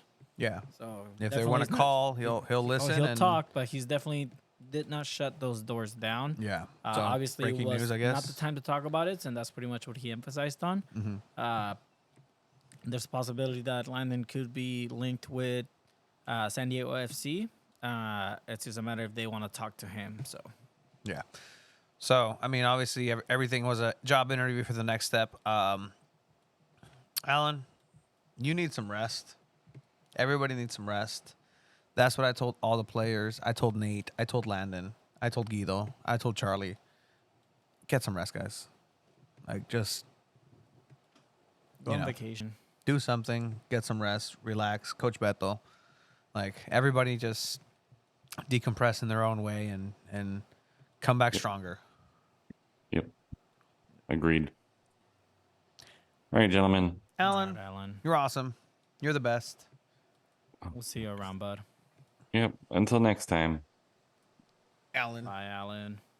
Bye. Bye. He still did it. Uh, How do I do this without? Oh, cool. We're good. I think for me, I mean, you guys know me. I talk a lot of smack about Morgan Hackworth. Yeah. Called him a rotational player when we had him in To his person. face. And you know what? I had told him, you know, if you score a goal, I'm gonna buy you a jersey. And I meant it. He came up to us, hugged us, told me, "Hey, sorry I couldn't get you that goal, man." And I said, "Hey, no worries, man. I'll take the jersey." Jokingly, I expected all players to keep their last jersey. He fucking gave me his jersey. Off his back, and shared a good moment, good hug. What a guy.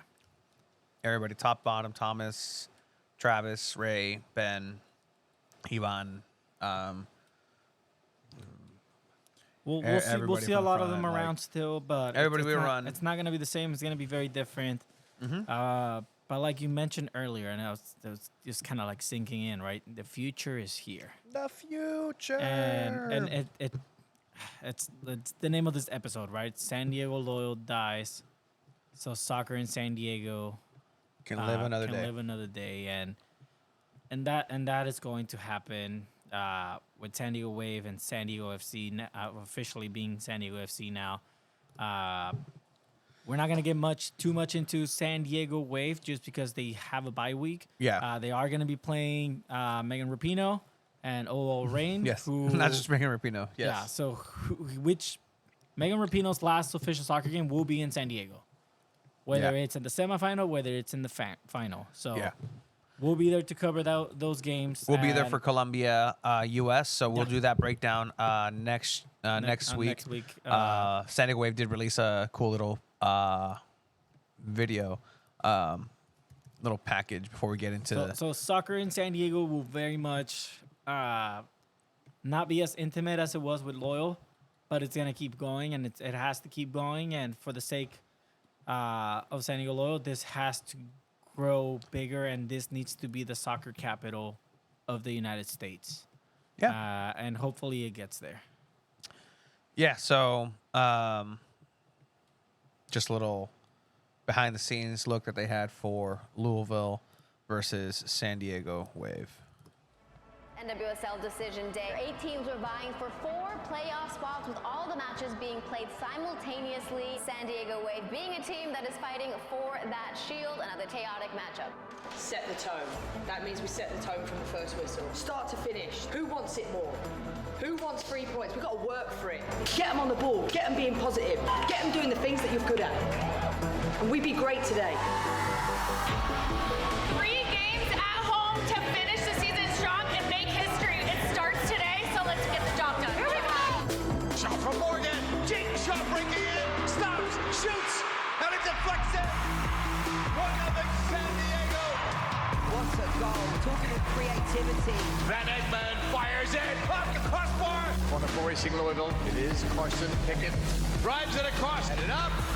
Sheridan punches it away. And Sheridan wants to hear more. Getting the crowd going, and Snap Dragon Stadium is such a fantastic place for the fans.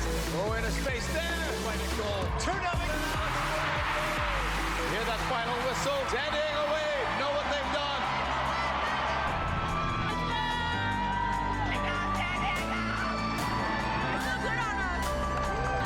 Your NWSL Shield winners, San Diego Wave FC. Shout out Craig Elston for that call at the end. You did not. Okay. El platito. The future is very, very, very, very, very bright for soccer in San Diego, and it's gonna take a while to heal and to get on board with the future. But who knows? Abraham, big shout out, man. Thank you for helping me follow the team at the beginning. Cover sports here in San Diego. Shout out. Give him a follow if you guys don't. Se está muriendo el Tony. But there was another big soccer event that we attended. It was on Friday at Snapdragon. Yeah, Snapdragon, where 20,000 tickets have already been sold for that November 5th semifinal. First, the day before that, San Diego FC's crest got leaked. Let's talk about it real quick, because it wasn't us. Wasn't us. It was the Athletic. Breaking news. Wasn't me. The Athletic gets a hold of the crest and just Yikes. goes with the story a day before, ruining the fun, the celebration for San Diego. And their reactions were not the best. All right, so first of all, it's not a high quality picture that they It's have not. here. It's So not. there were rumors. We had heard what the colors were going to be. Didn't necessarily were privy to some of the images that were going to be coming out. But this then showed up. First thing I'm like, uh-oh, somebody fucked up. Mm-hmm. Someone fucked up. Yep. and somebody's not happy. People aren't going to be happy, especially the day before the brand reveal. How did they get it?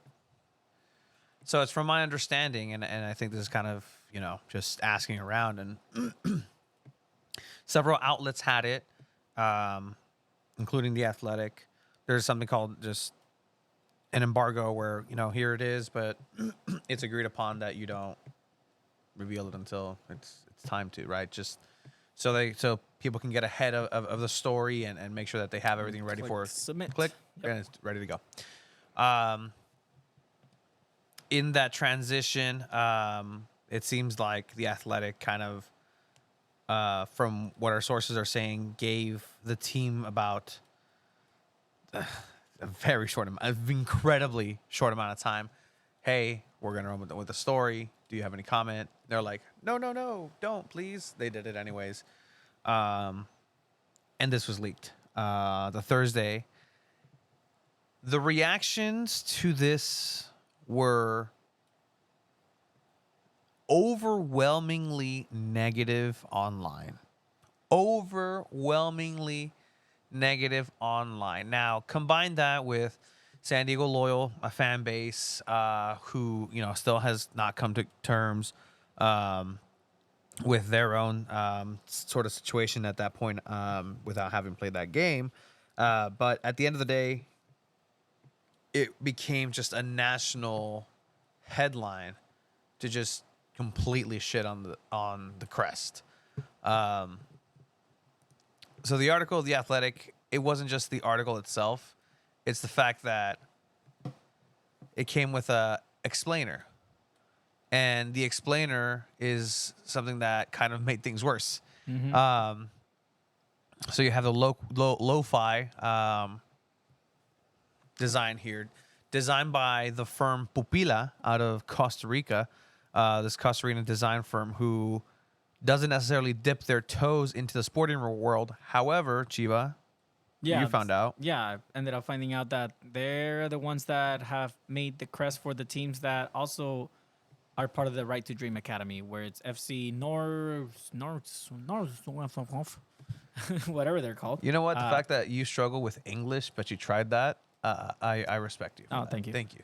And as well as the Right to Dream Academy logo. Itself, so it made sense why they would create this one as well. I think you need to know that you're in a community where people thrive of supporting local talent. You're in a city where there's a lot of talented people that could have maybe also gotten a hand on this and worked together with Pupila. That's how they ran with it, and they created this. And again, yeah, like you were saying, the comments were very negative. Still are. No, I mean, it's Sean, who's more San Diego PD than San Diego FC. That's one of the big Thin ones. Blue Stripe FC. Well, okay. I mean, RoboCop. What was your favorite one? Prolapsed Anus. It's not like we're making fun. What was your favorite? I mean, comparison? probably just the RoboCop one. That was funny. It's I just like RoboCop's butt. Aldi was a good shout. Yeah. And this is kind of where the narrative just took off. And so then it's like conspiracy theory time, right? So did the Athletic get this early? Was it a leak? Was it purposeful? Because they knew what the reaction would be.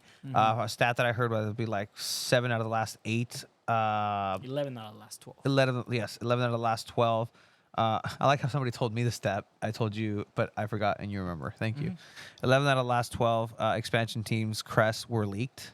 So it's nothing new per se, but did they leak it to get ahead of it? Because then you turn around and then you go to the reveal event, and you saw what we saw, which was obviously it's already plastered everywhere. Like the crest is already plastered everywhere. My big thing with this was if you're the team and it gets leaked, have a statement maybe or something saying, "Hey guys, I mean, secret's out, but we're still gonna have a party. We're still gonna enjoy this. We're still gonna celebrate." Word like that. I think we're gonna touch base on this, right? What really triggered people were The words that The came along with the league. Or it's their pillars, was it? All right. Or, So the club's official colors were labeled, and this is from The Athletic, in the explainer as, quote, chrome and azul, while the crest is said to center around 4 principal virtues that define San Diego's gratitude. So, okay. So let's bring it back. Chrome and azul. Chrome.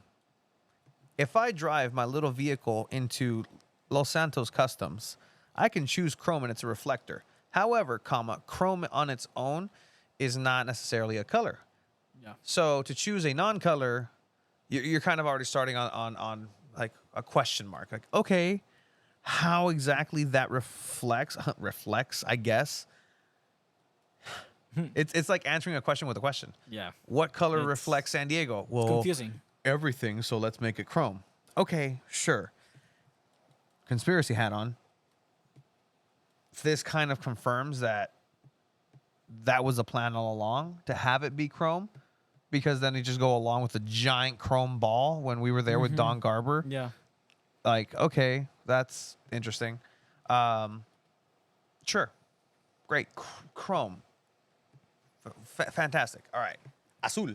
Azul. So there's this mixture of English and Spanish that's happening in the MLS, where, and especially from what I've heard from San Diego Football Club, that they're going to do away with any of this. You know, you see MLS en español, Liga MX in English. They're trying to do away with that, and it's just, this is what it is, right? So this combination, they're going with the this Spanglish vibe. Spanglish, right? And so, But you gotta do it right. Yeah, Spanglish 100%. has to be done right. Yeah. You're not just gonna say, "Oh yeah, dude, my car's chrome and azul." No, that's not how Spanglish really works. azul, bro. And the thing about Spanglish, if you're a Chicano from San Diego or just a Chicano in general, and you speak Spanglish, you know it's hard to explain of what it is. But when you hear it and it's not used correctly, you can tell that it's not used correctly. And to me, chrome and azul does not sound. It doesn't roll off the tongue. Yeah, it's It doesn't. weird. I appreciate that they're trying to get into that mindset, but you have to do it right. And don't get me wrong, maybe they do get it right, and it's just kind of dipping their toes in the water. But it turned me off a little bit, knowing like, oh, chrome and azul. Okay, cool. There's a lot of people that can maybe take offense to that, but sure, go with it. yeah. But let's try to do it right moving forward. Yeah. So, all right. So colors, whatever. Again, I said that this crest could have been a golden or I guess chromed piece of shit, turd, literally, and I'd still cover it as hard as I would, because that's what we do. Like, if it's based on colors. And to Sean's point, San Diego Loyal's crest wasn't received the best initially as well. You learn to love the pillars, the values of the club, and that's what they showed. And that's what you supported, which made then the crest valuable. However, it is still incumbent on the club itself to make an impression and have people want to go ahead and represent the crest without necessarily having an explainer to break everything down. If you're having to explain with mini essay the entire thing, and then again, this goes to San Diego Loyal. They did that too. Maybe, go back into the simplicity of things, like maybe minimize some aspects of it. Pupila, for whatever reason, has decided to go this based on, and we'll get to it here. The principal virtues, to go back to the article, San Diego is, quote, the pillars are gratitude. Okay, gratitude, Grateful we sure, live in the most positive, expensive great. city in the U.S. Thank you for our expenses. Proud, not loud. Second one, right off the gate. Second one, not one, but two. Let's just sneak that in right next to number one. Proud, not loud. Question marks everywhere. Everywhere. My thing, and I'll start it with that, is how the hell are you supporting and helping your fan base and setting them up for success, any type of success, with something that says proud, not loud? I don't care what it is. I don't care in what dimension you're talking about. In an area where you need the utmost support, the loudness, the fan base to come out and be loud, literally. You said not loud, not loud. There's a way to say that. There's a way to maneuver that. There's a marketing term. There's one something to encapsulate what you wanted to say there. Proud, not loud. Obviously, even in the flow of a pillars, you put a comma in between one of your comma. Like you have a phrase as that's Yeah. split. It just looks disgusting. Proud, not loud. Now let's see. Let's break it down. It's more of a you're proud, but you're not braggy about it. Okay, fair. That's okay. Not loud is not the word to use. Yeah. You're setting up Chavos Fronteras Ultras and the Riptides. You're setting them up for failure already. Yeah. And I would love to be able to hear someone from Fronteras Ultra or Riptides how you guys feel about this whole proud, not loud thing. Because to me, it sounds like you guys are getting set up for failure from the start. And hopefully that's something that they change. And if we get a phone call for this, so be it. From the official press release, and again, this is kind of contrasting it with the leak that the Athletic had. First one, gratitude for this beautiful place we call home. Gratitude for living here, for enjoying it. We enjoy living here. That was what Tom Penn said in his interview with the Soccer Cooligans. People know they have it good here, and they're doing such a good job, and everybody's loving it, and they love to live here in San Diego. Fantastic. However, there is people that we'll get to the last one, but second one, proud, comma, not loud. Living with a quiet and understated confidence. Teddy Roosevelt. You know who that guy is? Who? Teddy Roosevelt? The president? Yes. Yeah. So he had a saying back in the day is his ideology of a big stick, right? You speak softly and you carry a big stick. Essentially proud, not loud. But even those types of words is more confidence inducing than proud, not loud. Yeah. Unfortunate turn of events that perhaps proud, not loud is also tied into a specific affiliation of sorts outside of soccer. And, that's maybe do a little bit more research in that term. But either way, that's what you are, Chiva. That's what you went with. That's what you are. No, you're a San Diegan. Oh, yeah. I mean, You have yeah, gratitude for living in a beautiful place like this. All right, sure. I say it all the time. Like people Pretty retire. grateful. I'm pretty grateful I to live love. here, yeah. Be proud. Not loud. Don't. I'm very glad to be here. Diversity of communities. Great. Okay, that's check. Yeah. Box. That's check. the big one. Check. That's the big Great. one. Diverse. Fantastic. Got it. Spot on. What can you say, right? If you didn't, would we complain about it? Probably. Yeah. People You have would to throw it in there for sure. Be in there. Diversity, cool. Hit that check. one right on the nail, for sure. That's create a club. Check. State of flow. So diversity of communities, neighborhoods, and experiences and cultures. Excellent. Great. State of flow. Number 4. According to the official release from SDFC, state of flow, performing at a peak level and embracing our unique rhythm of life. All encompassed, and we can kind of move into what it actually, the official high res version. This is the version that San Diego FC has provided in this crest. All encompassed in here into what San Diego is. I am completely apathetic to this. I have no strong feelings either way. I don't care. I don't care. You can't ask me because I don't care even what the uniforms, the kits are going to look like. Can I see why people are upset? 100%. People are going to be upset. It's an impossible task. And there's people that that's something that people that love it. That's something that I will always say. It's an impossible ask because as a San Diegan, it's hard for me to tell anybody what San Diego is and how to encompass it. People weren't happy because not everybody has a beach. San Diego Loyal. Okay.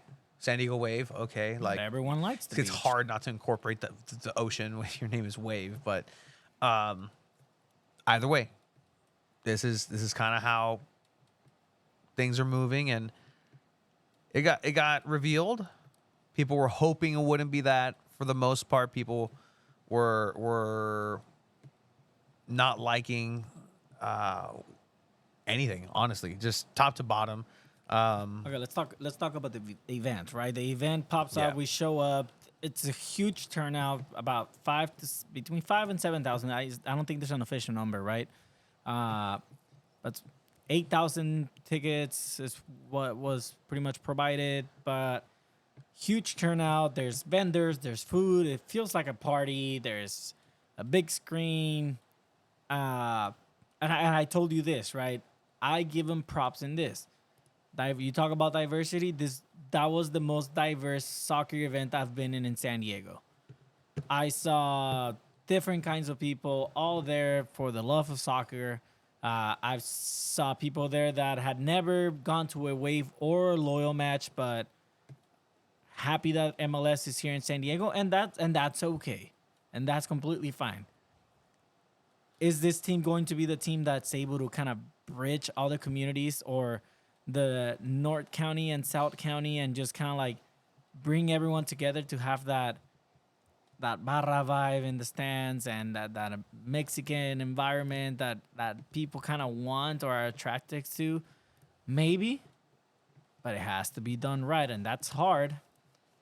But the event to me was very basic, and basic attracts people. Yeah. People love basic. Basic isn't bad. It's not Basic bad. isn't at all. bad. It's not bad. You have to attract a crowd at 1st, and you're going to do that with basic things like this, and you have to do it this way to start it out. Like again, this team is not going to start till 2025, so you have to start basic to grow into something. San Diego Loyal, in a way, started somehow a little basic as well.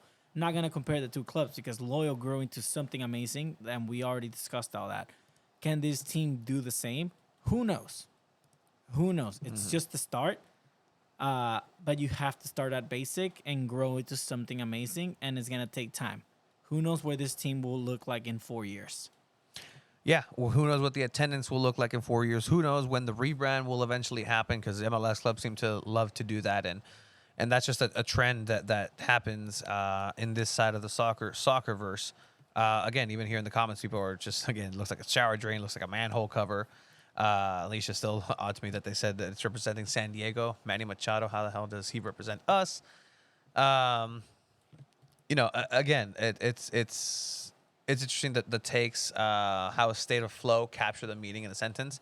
And I think I could shed some light on that. They've always had this kind of vision that they want to go ahead and talk about the state of flow. Again, if you go back to that Soccer Cooligans episode with Tom Penn, like they were clear about it. He was also talking about it with us. Go back and listen to our interview with Tom Penn, because he goes into these things very early on, and he is open about it. And the state of flow, I remember at the Kilowatt first supporters listening session, we were there just covering, and then there was a chance for a free beverage, and I joined the group, and they had little circle pods of it felt like a team meeting. Hey guys, get into these groups and go ahead and try to discuss what are some words that encapsulate San Diego.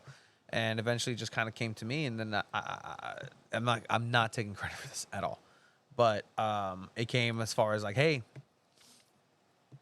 look, San Diego has this buzz to it. It has this motion. It's a dance with a country that's next to it, that along with the poor people, the middle class, the bottom of the barrel is the ones that is upholding this expensive ass city that we have. And if it wasn't for the transitional movement of these people, this culture, this way of life, this city wouldn't be what it is.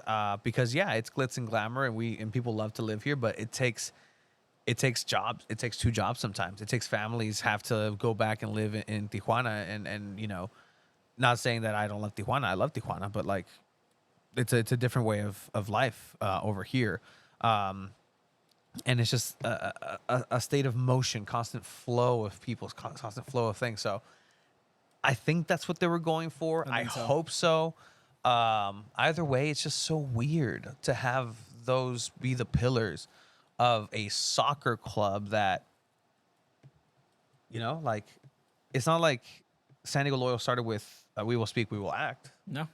And it almost seems like they're setting themselves up with these different containers of words to then check the box of like, look, we're diverse. Look, the flow, something's gonna happen. I just hope It's they're like, oh, the flow of open-minded to people. changing those pillars as time goes on. You never know what could happen, and a situation happens on the field, and that changes your motives, and that changes the way this club is gonna take part in the community. So I hope they're open to that. I hope they're not just set in stone. This is what we're gonna follow, and this is what it's gonna be. We're just gonna stay with the proud not loud. I really hope they change that, because personally, myself, I don't like it. Yeah. And at the end of the day, that's just an opinion. If there's someone that really likes that saying "proud not loud" and you vibe with it, go for it. That's also okay. But at the end of the day, it really turned me off, and it's gonna take a while to kind of get used to hearing that, or even I can see them just kind of like shying away from that, hopefully. Yeah, and look, I'm still looking for the free giveaways quote to pair with my $15 drink and $20 burrito. The prize gates to potential season ticket holders right out the gate.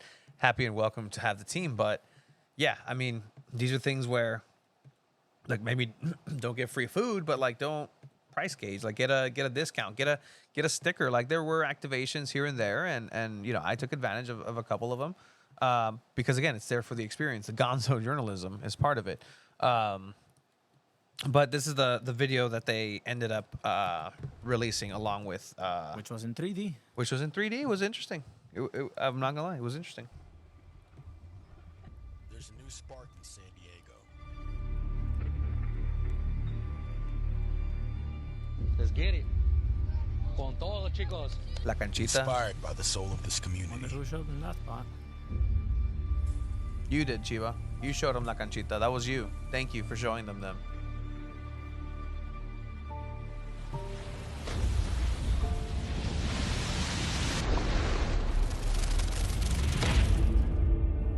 A new chapter in sports history has begun. This is a renaissance. A testament to our unwavering spirit. This isn't just another football club. We will be the epicenter of football excellence, innovation, and new opportunities. This is a club where talent, creativity, and character converge. We're nurturing the essence that's always been here. Building on the foundations that have long existed, reflecting the state of flow running through San Diego.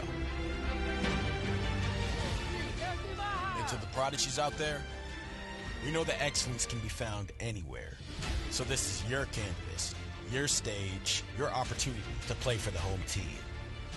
A quiet confidence that comes from knowing that we are part of something bigger than ourselves. We're grateful for this beautiful place. We're coming together, woven into one. Welcome to San Diego Football Club. The Chrome and Azul era begins now. The Chrome and Azul starts now. That was a video that they went to a couple different places. You like the video? I thought it was good. Sources say that the video wasn't ready. The video was shown at 7:30. The video wasn't in until 7 p.m. Yeah. So Oh. the reveal, the official reveal, kind of went along with it.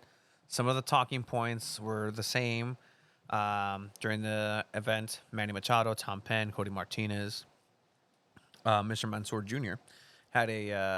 Was also present. Mansour Sr. Was shown through video, but essentially that's kind of what the reveal was. They did have merchandise right then and there. They had art. They had art around, yes. Sorry, I mean, fucking should have asked Travis should do some art and display his art because he's a fucking talented ass person in the soccer community. So I'm very upset about that as well. How we perform at Fancy. So then they release a video explainer of like, hey, here's what this means. the heart of our crest is the flow, symbolizing how we perform at a peak level while embracing our unique rhythm of life. All right. Sure. The flow of San Diego, unique rhythm of life, making ends meet sometimes. Most of the population, you know, the reality of San Diego is such that there's always motion, constant motion, and it all gets held place to hold up San Diego, the 18 cities. ¿Cómo se cuentan las líneas, güey? So Okay, because I was so confused at this. Yeah, so 1, 2, 3, 1, 2, 3, 1, 2, Okay. 3. So like Now, it's the blue inside. It's the blue. Okay. Yeah, so then there's That's 1, 2, fucking 3, weird. 4, 5, yeah, 6. I 3 times didn't. I was 18. trying to count the chrome, and I was like, dude, what? I'm so confused. Right? Yeah, Okay, you were it's the seeing it blue. top down. Gotcha. It was yeah, it's the other way. So Okay. the blue inside is what makes the quote unquote representation of the city. Clearly, the shorter cities are the ones that they don't care for. That's National City. That's going to be Barrio Logan down here. And then the long ones are the ones that, you know, bring in the most money with La Jolla. No, it's fine. But anybody can take your interpretation of that, but that's the flow. 18 lines representing the 18 communities of San Diego, woven into one. San Diego. The community comes first in our club. Not a fan of the font. But again, You're a big font guy, though. I like fonts. You're a big I font like guy. font. You've lasted a good 30 minutes debating. Hey, should we do this one or this one or this one? The font that they had for the SD as the reveal was going, which was lined out, kind of like the Mexico 86 font that we use, would have been pretty dope. But then they filled it out, and that's what ended up being on the hat. That'd be some cool merch. But yeah, FC. We are a football club on the global stage. so all right. So San Diego first, FC Football Club. They wanted first, community first, and that was a big debate. the first thing that was like, oh, are we football or San Diego first? And Yeah. I guess San Diego won. The shield represents the strength and unity of our people. All right, Our colors, chrome, Chrome. representing our spirit of innovation, and azul, Spirit of innovation. That's what we get. Spirit of innovation. We have Qualcomm, who bring a Snapdragon. It's a city that's a military forward. You got Raytheon here. You got a lot of tech upstarts. It's not necessarily like Dude, what was the company Simi called that Valley. created Rocket League? Psionics is here. Psionics, yeah. I mean, Innovation. yes. Is that the biggest part that reflects San Diego? Somebody decided it was. Can you tell me something else? That's the challenge. And again, if people were complaining who didn't go and point out their feelings, I mean, it's too late. You can't really. Was it going to change anything? I don't know. But there was a time and place for that. So this is now the reality of things. Let's keep listening. representing the seamless union of water and sky. Water They and sky, reflect the check. colors of our community and its rich diversity. So colors and rich diversity. It'd be cool to get an explainer for the colors, but these are the colors that represent your community. Home kit, chrome and blue. Away kit, See orange, that right there? yellowish. That right there, I like more. Honestly, if that was the crest, I'd be cool. Not cool with it. I'd be like, okay, that's cleaner. Yeah, I saw it on hats. And There is merchandise with that, and this version of it has this SD in the middle instead of FC, which wouldn't make any sense if you just have FC in the middle of it. yeah. Do you like how that is? I mean, whatever. At the end of the day, I'm just excited to see what they produce on the field, but that's still We are San a year Diego away, Football and this is Club. what we have to talk about. Someone said in the comments, "How is Tony explaining this better than the team?" And I agree, dude. I fucking agree. Let's look at some of these comments. I feel like they're describing better I feel like there's a better way of describing the sentiment of 100%. There's better words for it, and a thesaurus would have helped for these situations. Everyone hands out a free sticker would have been cool. Free swag for marketing purposes, that would have been dope. And I guess they Paul mentioned it too. Like they got ahead of it by having a lot of people buy the merch immediately because of the crest reveal already being revealed, right? Like, did those sandwich signs barely pop up? Like, when did those come out? Like, were they ready? The turnaround for those, quick turnaround. I don't know if it was a quick turnaround. Again, that conspiracy had like, was this on purpose? Having abstract concepts as pillars is difficult. It's interesting. Paul says that he got some stickers. I mean, again, everybody should have gotten a sticker to go in. Here are your glasses, and here's your sticker. One there already. Yeah. We'll get some. Don't worry. And we're working on giveaways, guys. Like, again, like this is part of it. Like our job is to kind of connect the community with these teams, and for the most part, we've been very, very well treated by, for the most part, by MLS. And it's going to be a great partnership moving forward. Congratulations. Cause again, we know people that worked very hard on this, and it takes a lot of people to put an event like this, and they use resources from San Diego Loyal, not so much San Diego Wave. But people were there that were recognizable in other places. I have a year and a half to fix this, says Procrastinating Puma. Got the Michael Bay Transformers music type promo vibes. I did too. Like when the lettering was coming out, just coming. Yeah. Sunday. I don't think I enjoyed the video as much just because I was like on my phone recording and holding the thing in front of the camera to make it 3D because it didn't stick to the camera, so it's better if you held it.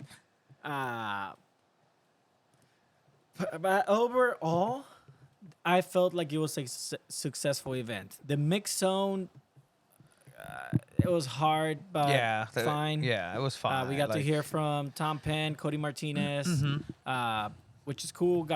I asked Cody Martinez, hey, this got leaked yesterday. The comments weren't so positive. Were you worried about it today? He said, coming in and seeing the amount of people here, I wasn't worried anymore. Obviously, they weren't happy. He did say they weren't happy about it being leaked. Yeah.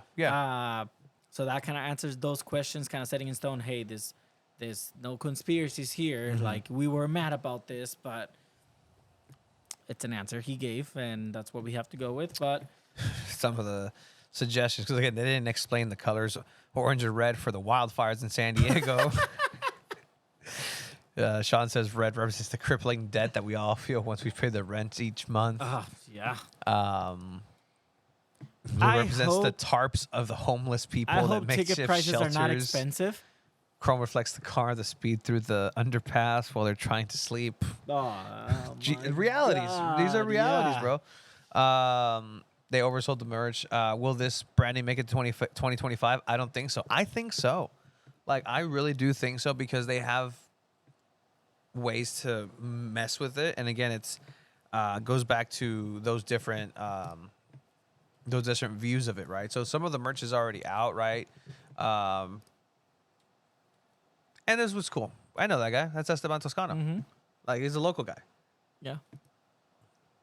And, I'm sure she's local too. People are getting, good looks here locally in San Diego. And it's going to people open doors for a lot of people as well. And that's exciting. Hopefully they provide a lot of resources for the community, and we know they have the money for that. So hopefully they get that going as well. But again, taking out center page of Sunday's Tribune. There's a billboards going up the day after. San Isidro had a billboard go up, so keep an eye out for those. Those are coming up. And how cool would it have been if they go Zlatan? It's like, San Diego, you're welcome. That'd be cool. That would have been pretty badass. But I mean, that's kind of what we have right now. Again, everything's on the Explainer on San Diego FC Twitter. Who knew that ended up being the name? Perform at a peak level. Peak level, bro. Peak level. Estoy a mi peak. Granted, look, that view of it on a some sort of fabric does look all in some sort of way. I think people will get crusty. used to it.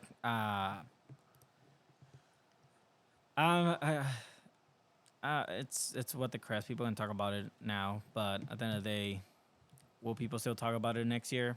Probably. People still maybe talk about the Loyal Crest. Yeah.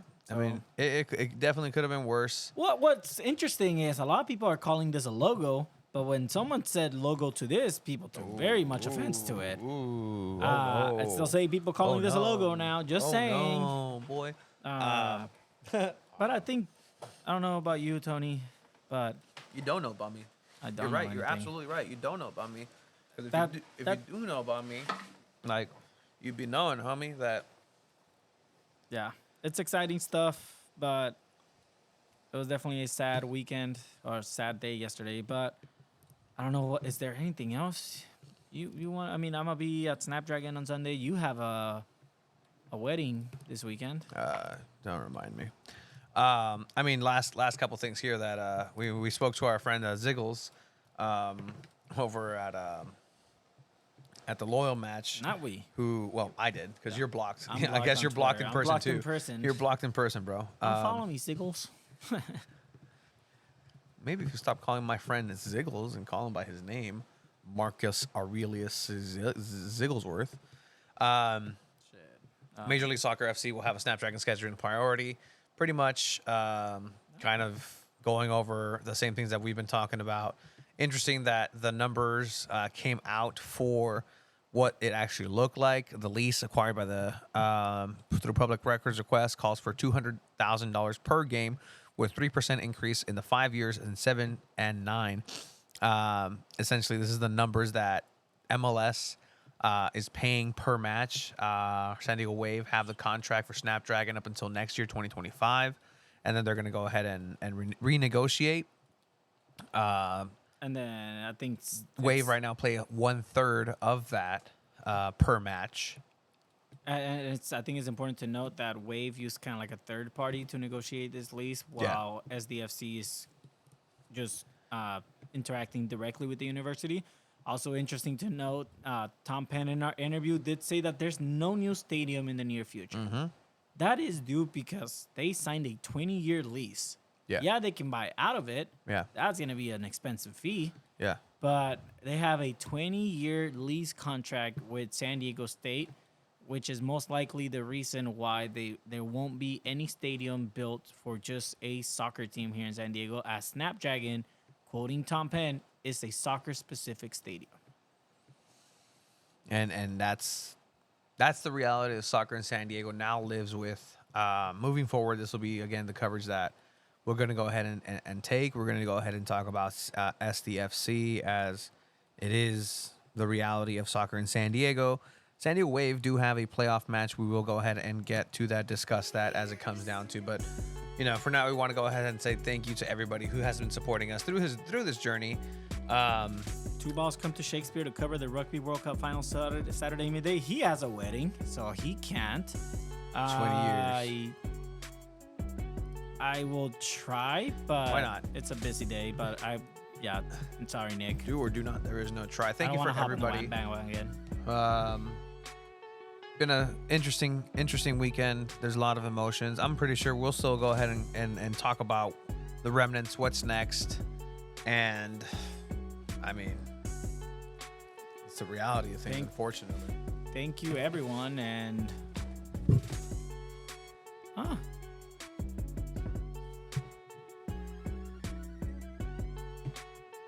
oh no.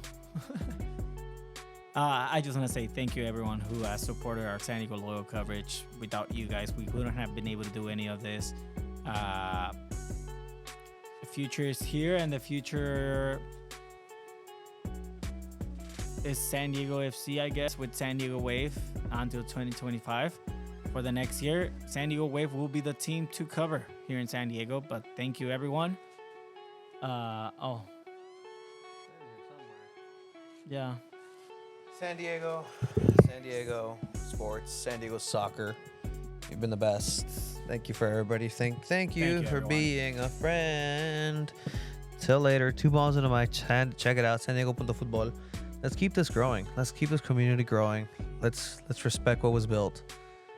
See you guys later. Bye.